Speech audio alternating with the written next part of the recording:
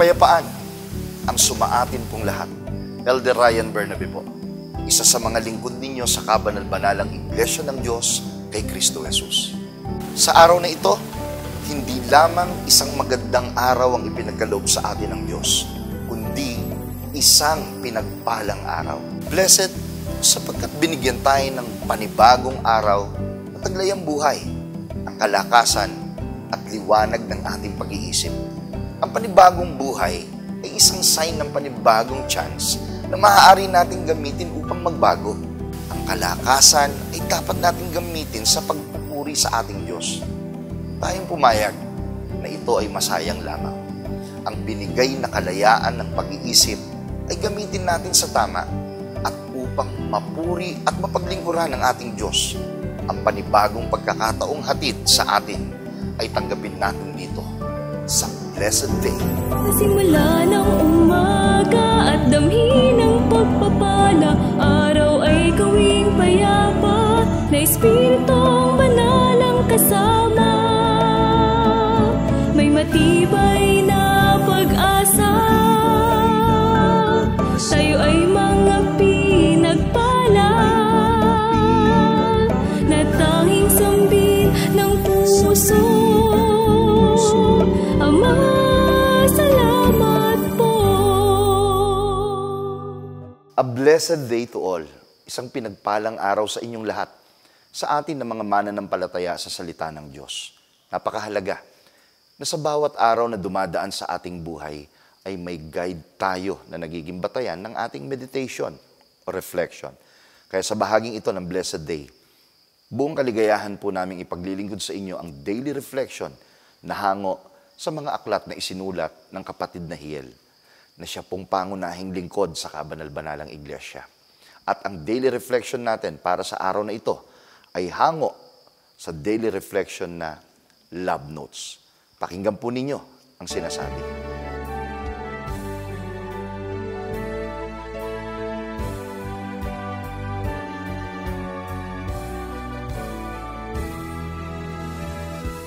The Lord will be with you and help you, as long as you obey and worship Him. But if you disobey Him, He will desert you. 2 Chronicles chapter 15, verse 2. It is God who wants us to be victorious in our life. But He cannot bless us if we do not obey His will.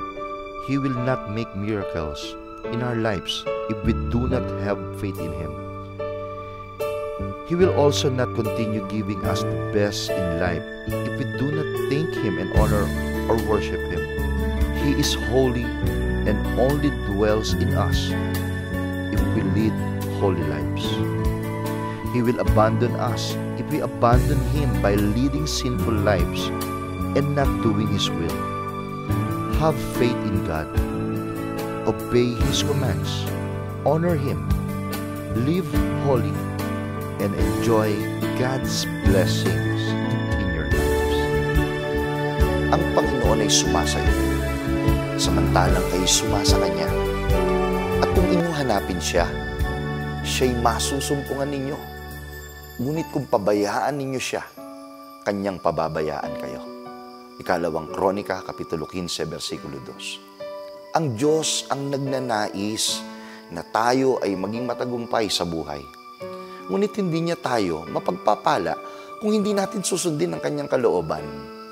Hindi siya gagawa ng mga himala sa ating buhay kung wala tayong pananampalataya sa Kanya. Hindi rin niya maibibigay ang pinakamabuting bagay sa buhay natin kung hindi tayo magpapasalamat, magpaparangal at sasamba sa Kanya. Siya ay banal at nananahan lamang sa atin kung tayo ay namumuhay na banal.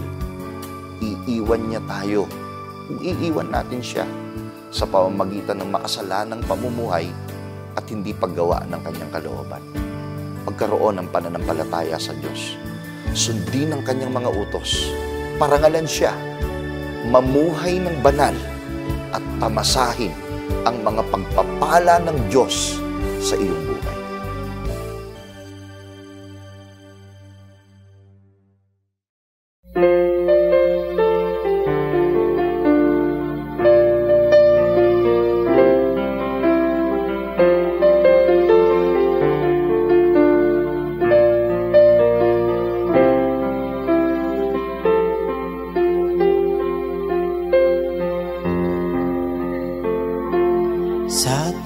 maglalakbay, huwag kang matakot, pagkat ang hari sa atin ay kukukob. Marami mang pagsubok at kalumbayan, pagkasikaping itong mapagtagumpayan. Laging tatandaan, ikaw ay di iiwan. Kapatid ko'y kay aking minamahal. Magkapit kamay na maglakbay, ating hagkanang tagumpay. Magkapit kamay na maglakbay, umawit ng sabay-sabay. Sa atin ay naghihintay ang pangakong sa atilaan, kagilagilalas na tagumpay.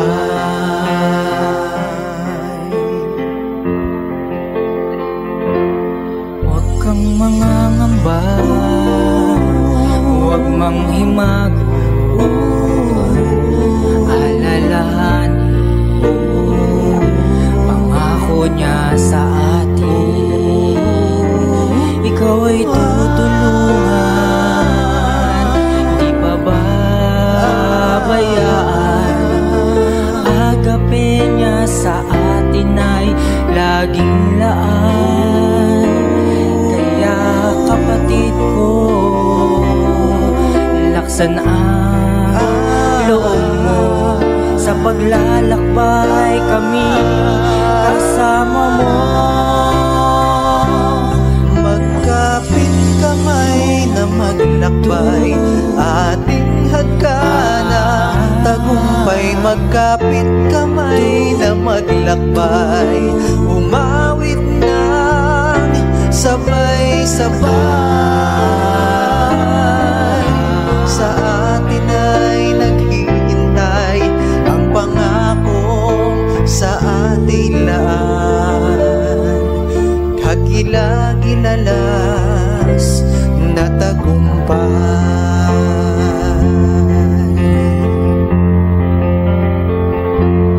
Huwag kang mangangamba, huwag kang mangangamba, huwag manghimago, huwag manghimago. Alalahanin pangako niya sa atin. Ikaw ay tutulungan, di pababayaan. Agape niya sa atin ay laging laan. Kaya kapatid ko, laksan ang loob mo, sa paglalakbay kami kasama mo. Magkapit kamay na maglakbay, ating hagkanang tagumpay. Magkapit kamay na maglakbay, umawit ng sabay-sabay. Sa atin ay naghihintay ang pangako sa atilaan, kagilagilalas na tagumpay. Magkapit kamay na maglakbay, ating hagkanang tagumpay. Magkapit kamay na maglakbay, umawit ng sabay-sabay.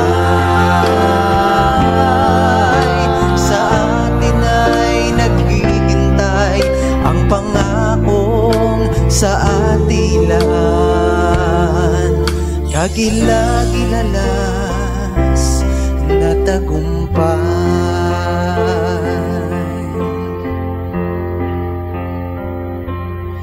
Magkapit kamay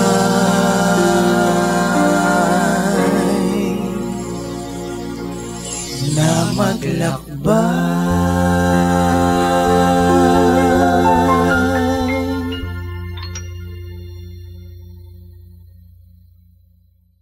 blessed day to all. Kayo po ay kasalukuyang nanonood ng programang ipinaglilingkod ng kabanal-banalang Iglesia ng Diyos kay Kristo Jesus.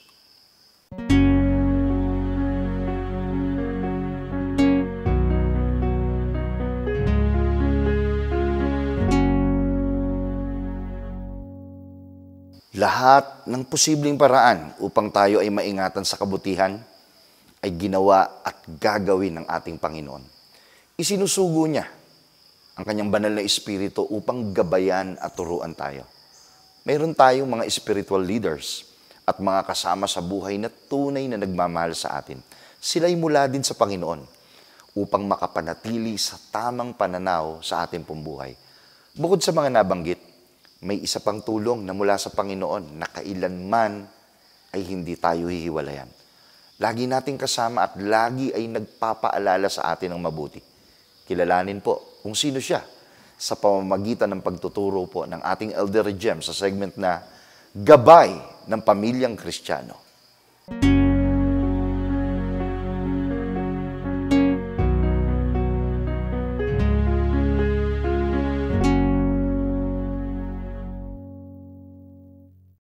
Shalom pong muli mga minamahal na kapatid at minamahal na mga tagapakinig. Sumatin pong lahat ang kapayapaan ng ating dakilang Diyos. At nawa isang mabuti, mabiyayang araw po ang sumating lahat. Ang ating pong tatalakayin sa araw na ito ay tungkol po sa conscience. Ito po ay pinamagatan kong ako ang iyong konsyensya.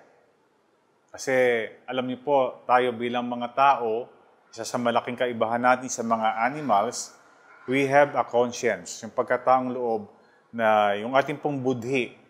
Ito po yung ating inner feeling, our inner voice na nag-a-act po, umaakto bilang ating guide kung tama o mali ang ating ginagawa.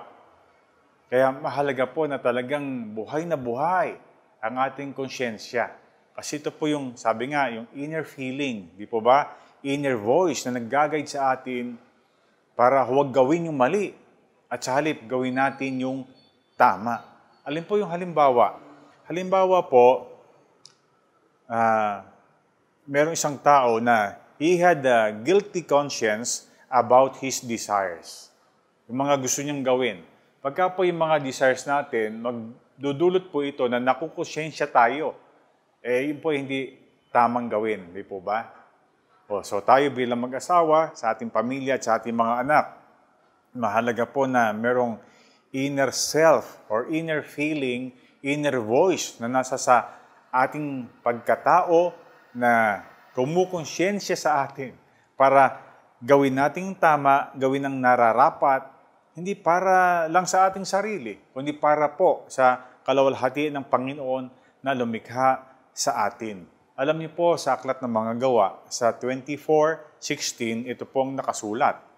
I always try to maintain a clear conscience before God and everyone else. Ito po yung sabi ni Apostol Pablo.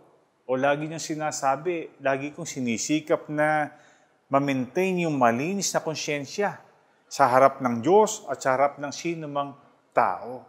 Kasi pag talagang nakukonsyensya ka hindi ka makakatulog ng mabuti. Di po ba? Pag nakukonsyensya ka, hindi ka makakaganap ng maayos sa iyong mga trabaho at maging mga ministeryo. Kaya mahalaga po na ma-maintain natin yung malinis na konsyensya sapagkat gayon din po ang kalooban ni Apostol Pablo na iniuudyok ng Santong Espiritu. So mga kapatid, think of our conscience as a God-given tool that helps to keep our heart pure. Ulitin ko po think of our conscience as a God-given tool that helps to keep our heart pure. Isang instrument po yan, isang tool na galing sa Diyos para mapanatili po natin pure ang ating puso, ang ating kalooban. Sabi nga, we should not cut corners. We should not cover over things. Huwag tayong magso-shortcut sa ating mga dapat na mga gawin. Huwag tayong may pagtatakpan. Huwag lang mapagalitan, di ba? Huwag lang maging negatibo sa pananaw ng mga tao. Yun po ay hindi nararapat. Pero nangyayari po yan minsan sa mga anak at minsan sa mga mag-asawa. So mahalaga po na saan mang relasyon, mahalagang hindi tayo nakokonsensya sa isa't isa. Yung mag-asawa, siyempre. Yung mag-asawa sa kanilang mga anak at siyempre yung mga anak sa kanilang mga magulang. So yung pong honesty, sincerity, katapatan, napakamahalagang nagagawa at nangyayari sa isang pamilya para walang nakukonsensya. Sabi nga po, it is our moral compass to guide us to right directions. Diba? Ano po ang mga halimbawa? O halimbawa, bumibili ka sa tindahan. Nagbayad ka ngayon. Nakita mo, sobra sukli.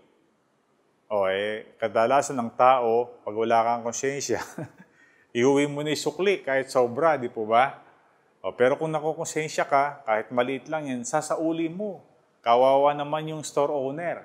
Di po ba? Ito po isang simpleng halimbawa ng nakukonsensya ka na dapat mong gawin. O ano pa halimbawa? Halimbawa, nagpunta ka sa isang tindahan uli. Meron kang item na hindi nabayaran, hindi na isama doon sa naipunch, doon po sa kanilang kuhanan ng ticket o resibo. Iuwi mo ba yun? Hindi mo naman nabayaran.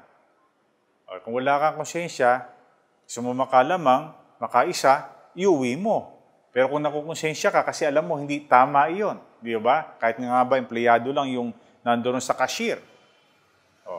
Yun po ay simple mga halimbawa na yung ating pong conscience, it is a moral compass, it's a tool para po mapanatili nating malinis ang ating puso, ang ating kalooban sa harap ng Diyos at siyempre sa harap ng tao. Kaya, halimbawa lang din po sa mga anak ng mga estudyante. Ang mga magulang po, kadalasan nag-expect ng high grades sa mga anak nila ng mga estudyante. May mga estudyante po, alam nyo, nakukuhang pekein yung mga grades nila.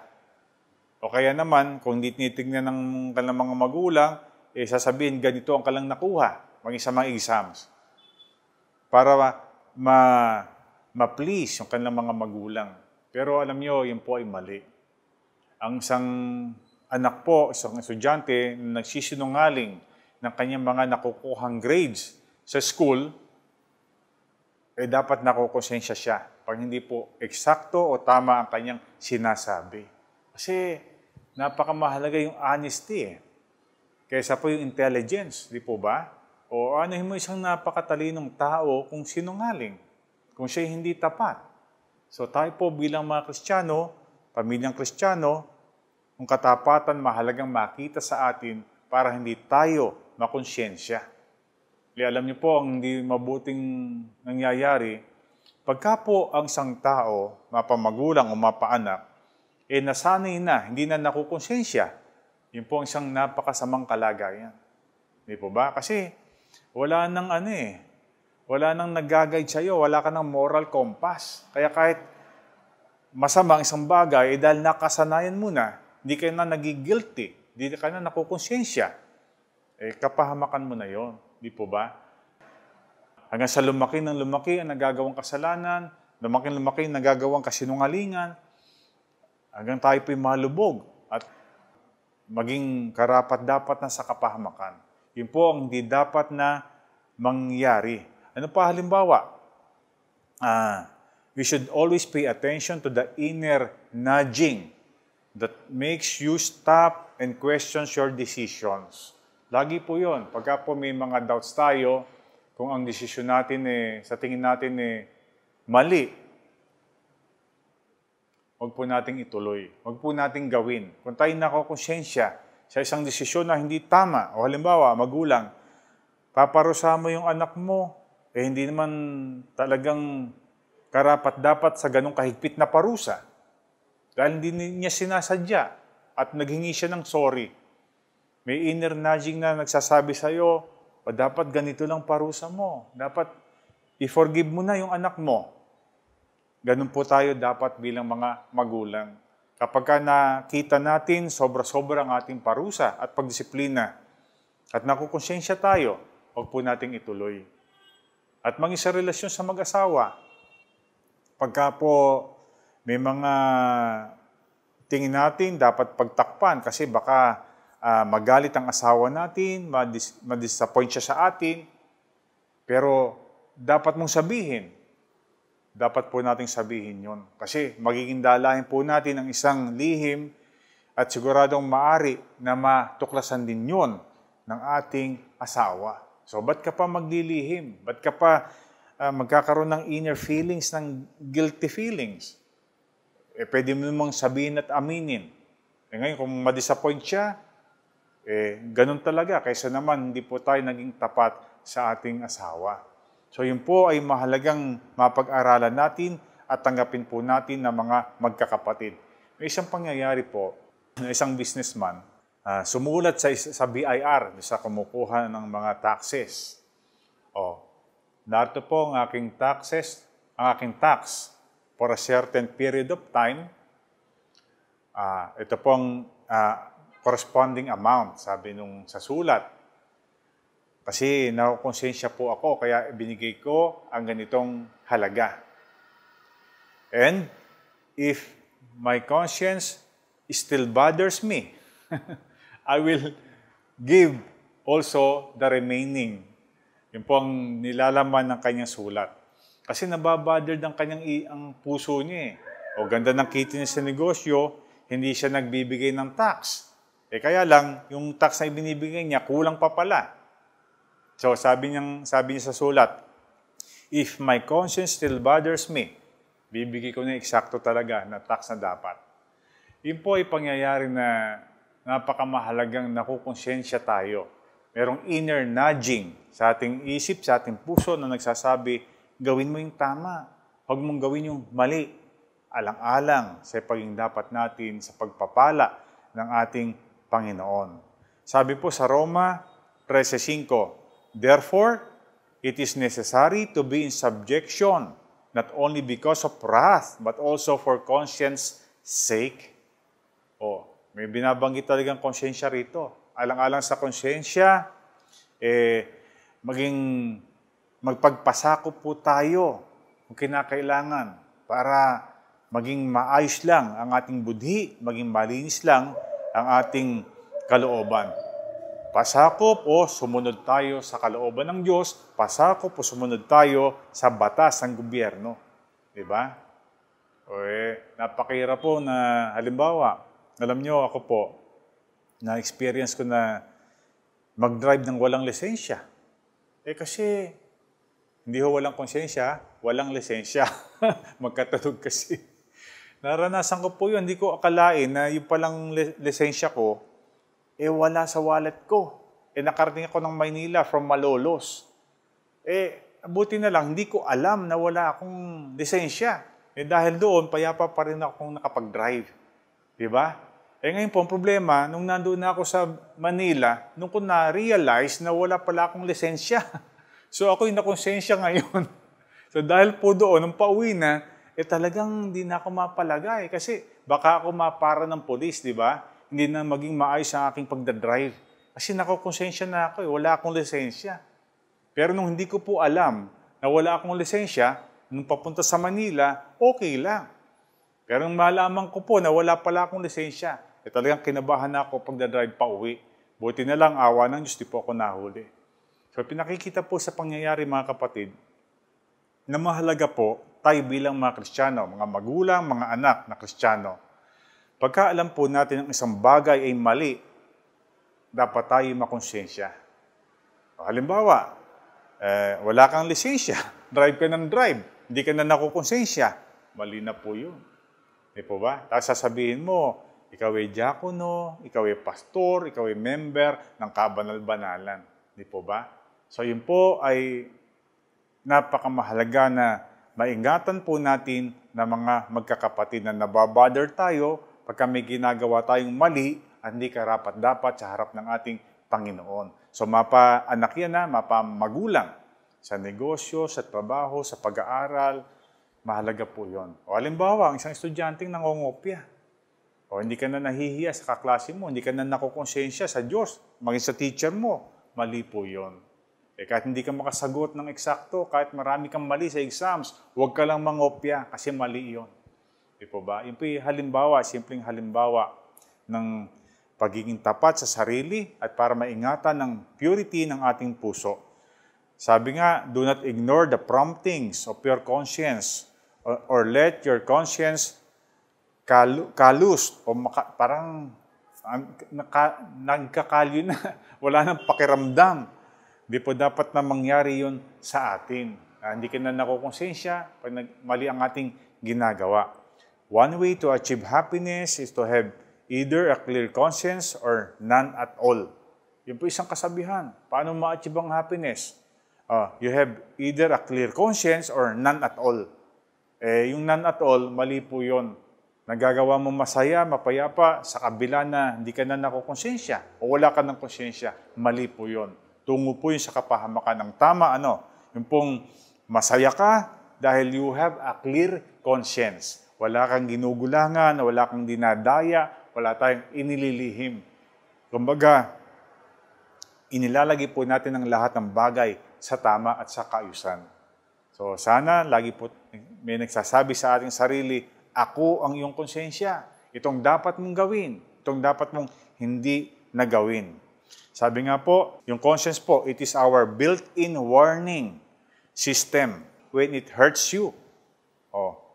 Be very worried when it does not. Yun po sinasabi kanina. Ano halimbawa? Sa pagsamba lang. Alam nyo, kapag ka po ang isang tunay na Kristiyano hindi nakasamba dahil sa hindi maiwasang sitwasyon, makukonsensya yan. Magigilty sa Panginoon kasi alam niya tungkulin niya yung sumambe. Di ba? Dahil sa naipit ka sa airport, naipit ka sa traffic, hindi ka nakasamba. Nalulungkot ka ngayon. Matuwa ka pag nalungkot ka. Pero halimbawa, hindi ka na nalulungkot. Parang wala lang. Malungkot ka na.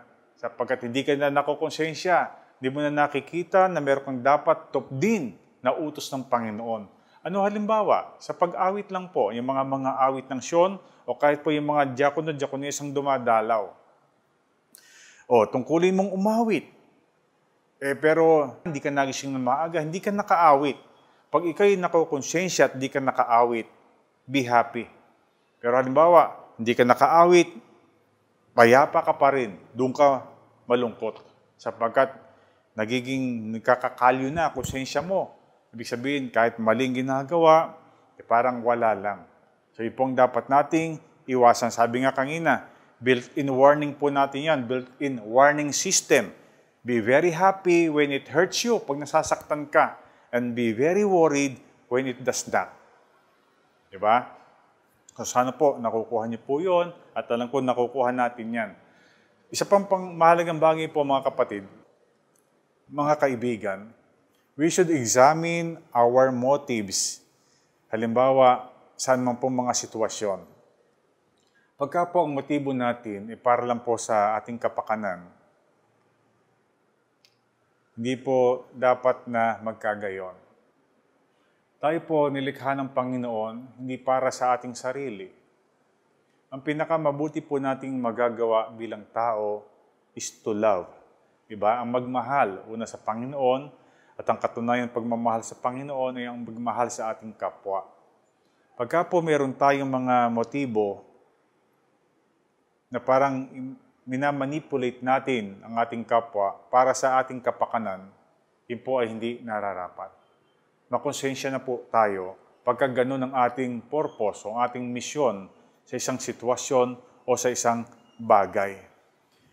Pagka po halimbawa, meron tayong kapatid o kaibigan, neighbor na tutulungan dahil gusto lang nating sumikat, gusto lang nating balikan ang kanyang pagtulong, mali po yun.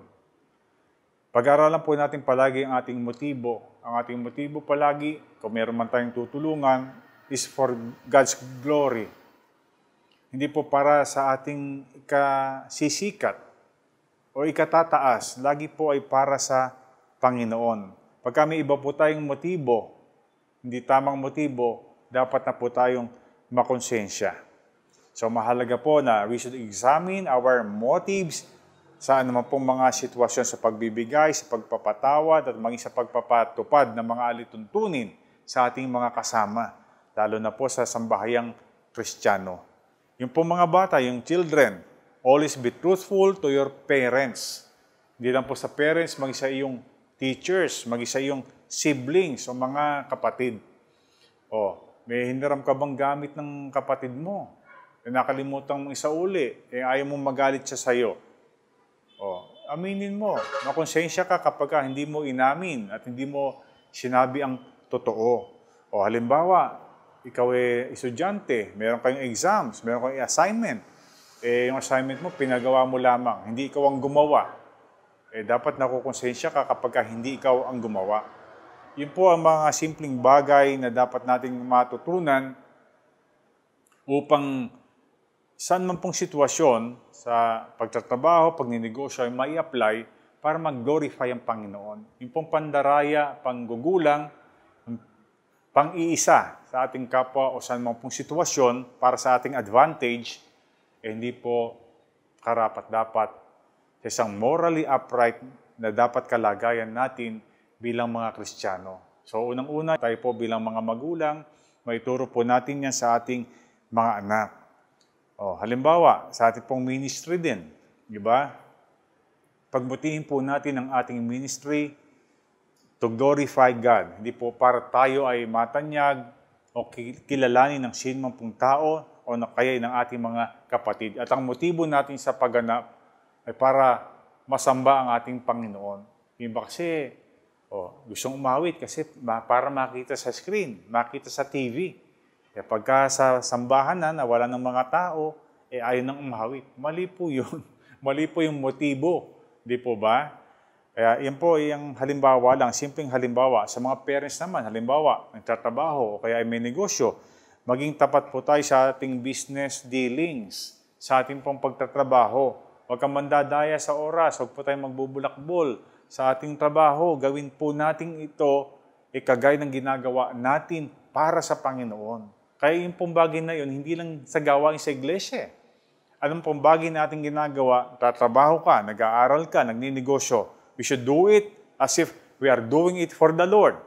Ibig sabihin, pagbubutihin natin, maluluwalhati ang Panginoon. Yung pong dapat na ginagawa natin. Be an abiding citizen, yun po ay mahalaga. Maging mabuti tayong mamamayan. We are paying our taxes, sumusunod tayo sa mga batas, at nagiging mabuting kapitbahay, mabuting mga citizens. Di ba? So yun po ay mahalagang nagagawa natin, lalo na ng mga parents. Meron pong isang empleyado, nagre-reklamo doon sa cashier ng kanilang kumpanya. Kasi kulang yung sweldo niya. Base doon sa kanyang ipinasok sa trabaho. Kulang po ng isang araw itong sweldo ko. Sabi nung empleyado sa cashier. Alam niyo po, nung last week, sobra naman ng isang araw na sweldo niyo. Ba't ngayon, nung kinulang, sinasabi niyo na? Alam niyo, sabi ng empleyado, yung unang pagkakataon kasi, na pagkakamali, mapagbibigyan ko. Pero yung pangalawa, hindi na. Kasi yung una, pabor sa kanya, sobra sweldo niya. Ngayon, nung kulang na, sinasabi niya na. Tama po ba yun? Hindi, di ba? Kasi pag pabor sa atin, okay lang na hindi natin sabihin. Pero pagka hindi na pabor sa atin, tsaka lang natin sasabihin. Tsaka lang tayo magiging tapat. So, hindi po dapat na magkagayon. Ngayon, sa Hebreo 10:22, ito po nakasulat, let us draw near with a sincere heart in full assurance of faith, having our hearts sprinkled clean from an evil conscience and our bodies washed with pure water. Sinasabi lang po doon na mahalaga na magawa po natin palagi na magkaroon tayo ng sincere heart. Magkaroon tayo ng tunay na pananampalataya. Magkaroon tayo ng puso na talagang malinis from evil conscience and your bodies po natin talagang nahugasan ng pure water. Sapagkat gayon nga nung tayo po mabautismuhan. So, yun po ang dapat nating laging isipin. We were baptized na Nabautismuhan na po tayo. Yung mga masasamang likas, yung mga nakukonsensyang bagay na ginagawa natin dati, dapat nakabaon na po yun sa limot. Hindi na po natin ginagawa. We should live a life na talagang malinis ang puso, na talagang buong katapatan, na naluluwalhati po natin ang ating Panginoon. Alam nyo, bilang mga Kristiyano, we have every reason to be confident and courageous in living out our faith. Magiging madali po na maging tapat tayo palagi, hindi tayo nakukonsensya, kung isa sa kabuhayan po natin talaga ang ating pananampalataya, sapagkat lagi na ginagabayan po tayo at gagabayan ng Panginoon. Pagka po may mga decisions na talagang nakukonsensya tayo, we must pray to the Lord to give us the wisdom and the courage to do what is right. Para manatiling mapayapa at maayos po ang ating konsensya. We should set aside feelings of guilt. We must have a clean conscience. Tandaan po natin yan, ha? Huwag natin bayaan na may nagkakaroon tayo ng guilt feelings. Di po ba? Since all of our sins are truly forgiven. Tandaan po natin yan. Pinatawad na ng Diyos ang ating mga naging kasalanan. Tayo po mga bagong nilalang na, created in His image. So, mahalaga po, malinis ang ating konsyensya. Sa huli, mga kapatid, mga tagapakinig, sabi nga, there is no pillow o unan so soft as a clear conscience. Ano ibig sabihin nun? Pagka malinis ang konsyensya mo, parang tila magkakaroon ka ng napakalambot na unan na kung saan makakatulog tayo ng mapayapa at mahimbing. Di ba? Pagka nakukonsensya tayo, may tayong alalahanin kasi nagawa nating mali, di tayo naging tapat, mahirap pong matulog ng mapayapa. So sana po, mga kapatid, tayong lahat bilang mga Kristiyano, manatili ang ating malinis na konsyensya. Pagpala po sa ating lahat ito, magawa nating lahat magmula ngayon at magpakailanman. Tayo po ay sumapit na sa dulong bahagi ng ating programa. At bago po ang pansamantalang pagtatapos ng programang ito, tayo po ay mag-ukol ng isang panalangin upang ating hingin ang patuloy na pagpatnubay at pagpapala ng Diyos sa mga kasunod pang oras ng araw na ating lalakaran. Inaanyayahan ko po kayo, pumikit tayo at sama-sama nating ipaabot sa ating dakilang Diyos ang ating panalangin. Panginoon naming Diyos na makapangyarihan sa lahat, salamat sa panibagong umaga. Maraming bagay ang pwede naming makitang negatibo na maaaring magdulot sa amin ng stress. Pero sa tulong mo at sa pagpayag mo na makapaglingkod ang iyong mga kasangkapan sa programang ito, masimulan namin ang bawat umaga sa aming buhay na ang nakikita ay ang kabutihan mo. Salamat po, Panginoon. Patuloy mo sana kaming tulungan na maging mababa ang kalooban at ang maitanghal lang namin lagi ay ang layunin ng programang ito na itanghal ang iyong dakilang karangalan. Higit sa lahat, Ama, muli mong pinatunayan na ang maghapon na aming lalakaran ay isang pinagpalang araw dahil ibinigay mo sa amin ang napakahalagang mensaheng nagmumula sa iyo. Tumatak sana ito sa aming isip, sa aming kalooban, na lagi kang handang tumulong. Binibigay mo ang iyong spirit upang i-guide kami. Ibinibigay mo ang mga spiritual leaders upang tulungan kami sa lahat ng aming pangangailangan. Inihanda mo ang lahat ng pwede naming lapitan. Gumagamit ka ng mga kasangkapan upang maitama ang bawat hakbang namin sa aming buhay. Panginoon, sa bawat araw, maibahagi namin ang napakabuti mong kalooban at mapatunayan namin kahit maraming problema sa mundo, sa opisina man, sa trabaho, sa eskwelahan, sa loob ng bahay, o kahit anumang aming harapin sa bawat araw ng aming mga buhay, nandyan ka at nandyan ang mga kasangkapan mo upang ipagpala sa amin ang karunungang nagmumula sa iyo. Upang maging malakas kami, upang maging masaya kami, higit sa lahat, upang maging mapagtagumpay kami. Sana po, sa lahat ng nakinabang sa episode na ito, sa umagang ito, udyukan mo po, Panginoon, ang kanilang puso. Ma-share namin ang kaalamang ibinahagi sa araw na ito upang maging ang lahat ng aming kapwa, aming kaibigan at mahal sa buhay ay mapatunayan na sa bawat araw ng aming buhay, handa kang tumulong upang ipagkaloob ang karunungan sa pamamagitan ng iyong mga kasangkapan. Maraming salamat po. Hinihiling namin ang lahat sa iyo at ipinagpapasalamat sa pangalan mo pong Kristo Jesus na aming tagapagligtas. Amen. Maraming salamat po sa inyong pagtangkilik sa palatuntunang ito ng kabanal-banalang Iglesia ng Diyos kay Kristo Jesus.